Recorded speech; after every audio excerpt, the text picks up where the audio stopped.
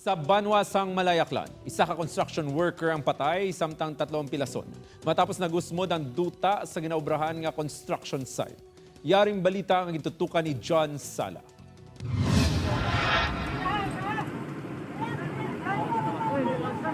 Dali-dali ang ginkuha sang rescue team sang Malay MDRRMO kag Malay BFP ang apat ka mga construction worker nga natabunan sang Duta sa landslide nga nagluntad sa barangay Sambiray, Malayaklan. Suno sa Malay Police nag-obra sa bypass road sa nasambit nga lugar ang mga construction workers ang hinali lang nag-usmod ang Duta sa kilid sang bukid, rason nga silang natabunan. This past few days kasi, although hindi nung araw na yun, hindi naman umuulan,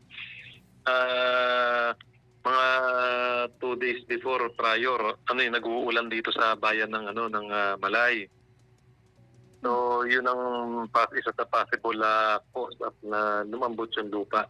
Ginkilalang tatlo ka mga pilason nga sa Darius Castillo 48 anyos, J. Daryl Castillo 22 anyos, kag Nino J. Castillo 22 anyos, kag Lunsay taga barangay Katiklan, Malay. Ginbawian naman sa kabuhi si Modesto Apelido 44 anyos ang Bingawan, Iloilo. Sinagot naman lahat ng kanyang pagpapagamot doon sa mga workers natin na injured.